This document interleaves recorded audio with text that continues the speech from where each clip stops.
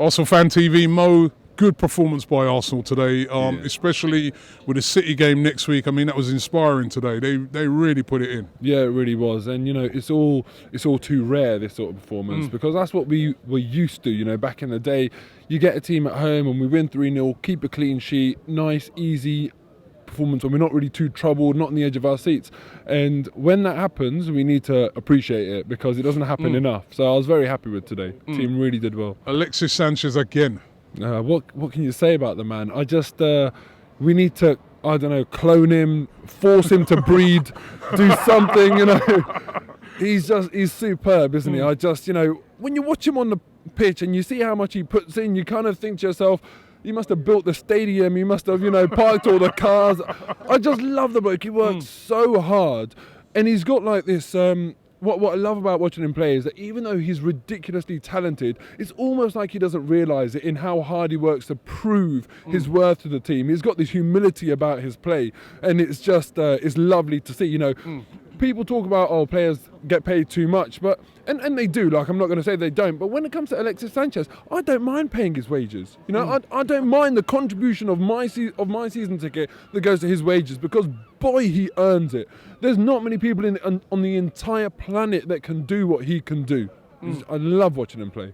Now, and he's inspiring the other players. I mean, Rosicky today, I thought today again, excellent. Oxlade-Chamberlain, Cazorla, chasing down and closing down players in midfield. Do you think they're all sort of feeding off of Alexis? I do think, the one player I think definitely has, I can say with confidence after watching him that he definitely has, is Chamberlain. I think Sanchez has really had an impact on Chamberlain. As for the other lot, I mean, I do think that when you're playing with a player like Sanchez, it does make you look bad because of how hard he works. You do. I'm sure you will start to become a bit more kind of self-critical of the work that you put in when you see someone like him. So maybe it has. It's hard to say. With Chamberlain, I really see it. I feel like there's been a huge difference in him. But with the other players, I hope so. But, when you get world-class players like that, they do have to have an impact on the players around them. That's, in a way, what defines a world-class player. And Sanchez is certainly doing that. Now, we're all excited. We're happy. We're feeling good. Next week, Manchester City away. Can we replicate this? Can we go there and do something? They like someone was saying earlier, they're not invincible at home as they have been. Burnley came back from 2-0 down, for instance. Can Arsenal go there and do something? I was just talking to someone now who was saying, hey, Arsenal will score a couple of goals and then go on a bad run. I don't subscribe to that. I've got faith in my team that wherever we go, we can put in a performance and get a result.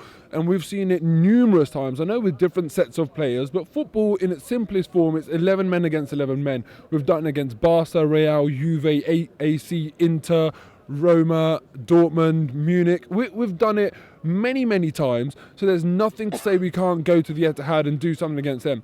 In all honesty, we should have beaten them at home. Just a last 10 minutes corner and we threw it away. We beat them in the Community Shield. I think the players, based on their head-to-head against them so far, this year, we should go there thinking that we can actually pull something out the bag. Coming off the back of this, and there's no reason why we can't get a result because, as you say, we are actually, not too bad against City and, putting a good performance today.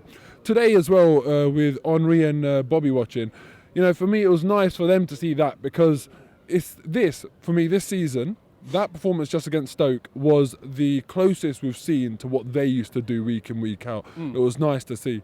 And we could have had a lot more. We really could have beaten Stoke by a rugby score today, given how many chances we had. But, unfortunately, Theo didn't put his away. Yeah, exactly. Nice one. And give us a prediction for next week. I'm going to go 1-1. I think, we'll try and contain them. I'm hoping that there'll be a little bit of a change in tactics and I think we'll go for 1-1. But listen, Robbie, one last thing I want to say, and it's not to do with football, and I'm sure some people will criticise me for bringing this onto a football channel, but what happened in Australia, what happened in Pakistan, what happened in France as well. I'm a practicing Muslim. Before I've come to do this interview, I've gone to the prayer room in this stadium and prayed and come here and done the interview. I integrate correctly and I'm a practicing Muslim. What happened in all these incidents is not Islam. That's not my religion.